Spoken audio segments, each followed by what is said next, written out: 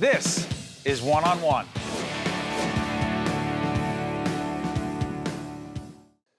We're pleased to welcome Brett D'Alessandro, president and founder of an organization called Backpacks for Life, and Alexa Modero, VP and co-founder of Backpacks for Life. Good to have you with us. Thanks for having us. Thanks for having us. First of all, tell folks what your service was to this country, and in advance, we'll thank you. I appreciate that. So I was in the Marine Corps for 6 years, and I was a motor T, and I was in a reserve unit up in Rhode Island. That's where Alexa and I met. We're going to school there, and they asked who wanted to volunteer to go to Afghanistan.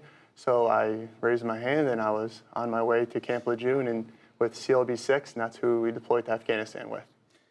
And what does that have to do with Backpacks for Life?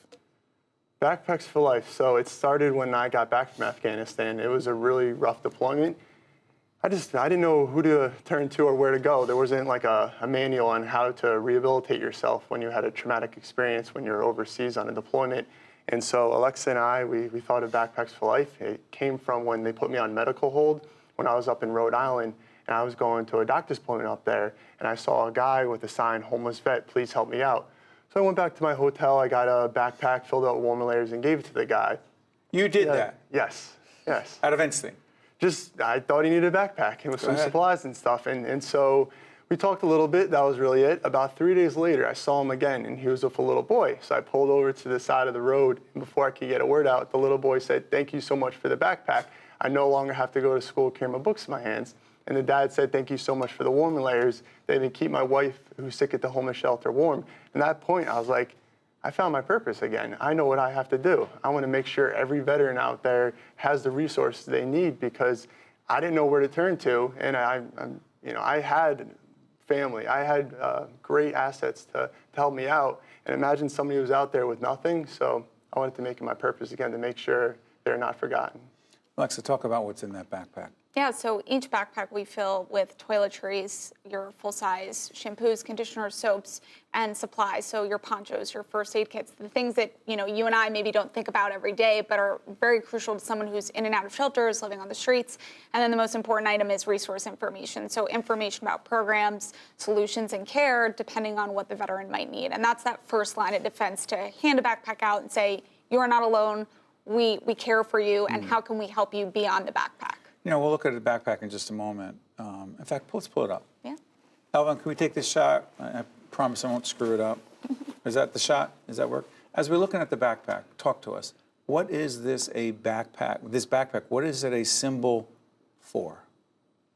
It's a symbol for hope that you can get better. There's, we can give our resources to our veterans, but if they don't have the will or the want or that hope to get better, they just can't possibly get better. So we want to make sure we give them the resources, but give them the will to want to get better with that hope.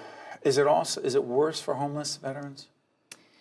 I mean, there's homeless veterans and there's veterans who are at risk of being homeless, and that number is frequently larger. And coincidentally, recently, the number of female veterans that are homeless is growing faster than the male homeless veteran population. So, I mean, it's a multitude of things, and there's no one-size-fits-all solution for every single veteran. By the way, I know Jen Eichlin, our executive producer, we're putting up the website of your organization, Backpacks for Life. Tell folks, when they go on that website, A, what's there, and B, how can they, more importantly, be helpful? So there's a lot of information on there. We actually just updated our website, updated our new logo, so the website is really, really sweet. There's just a bunch of places and stuff. You can get involved and do a supply drive. You can do a toiletry drive, or you can do a packing event. You can donate a monetary value donation on there. You could just reach out. We've had some really cool people reach out, just wanted to give just all different kinds of things, like little knitting. They're called soap socks, and they put a soap inside like a little knitted packet, and the vets can use those. So we've had some really cool people reach out, there's How rewarding? How rewarding for you? It's like my holistic medicine. That's why I continue to do it. I was in a rough spot. I was a recovering alcoholic and addict. I had nowhere to turn to. A year prior, I was in college. I was a corporal in the Marines. And fast forward, I couldn't even get a haircut of having a mental breakdown. So this is my everything. I love it. You dealt with PTSD. That is correct. People just hear that acronym. Oh, someone's depressed, they served, it'll pass. you say? I think it's kind of that post-traumatic stress disorder. I think it's just anxiety. People think it's something like monstrous or something like, ooh, that person, we got to be careful around them. It's natural. I think you should get PTSD from what you've dealt with over there because that's natural. And if you didn't, then you should.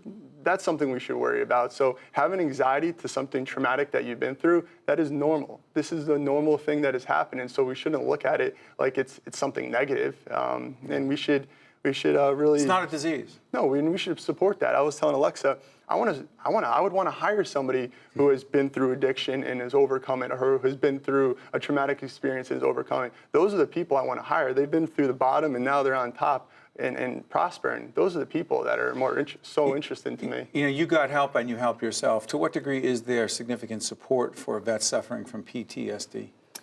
I think there's a ton out there. It's just that veterans don't know that it's available to them and in what capacity. There's tons of eligibility requirements, standards, depending on maybe what branch you served in, how you were discharged. So there's just a lot of layers. Is it complicated? We were talking about this before we got on the air. You said it's not that there aren't enough. How many organizations did you say could be helping vets right now? There's 43,000 veteran service organizations out there. There's for-profit companies out there. There's government programs. That's not There's the a lack. but coming, but?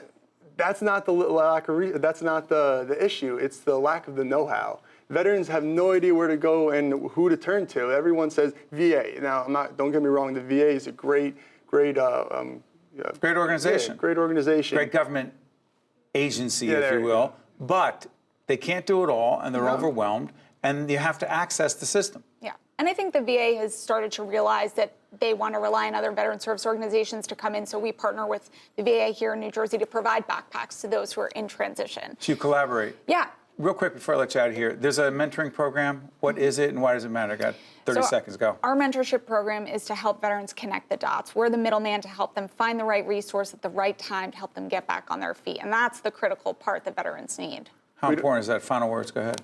It's unbelievably important.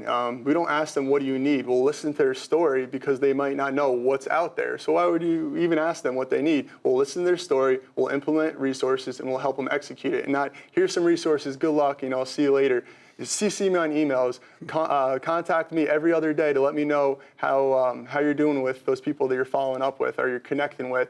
Hey, let's go get some food. Let's just hang out. I'll ask some homeless vets, let's just go to the movie theaters or let's go to Burger King and just hang out. I'm not going to just go right off the bat and say, okay, let's get this going. Because during rehabilitation, you have to make them feel like a human again before you can help them access the resources.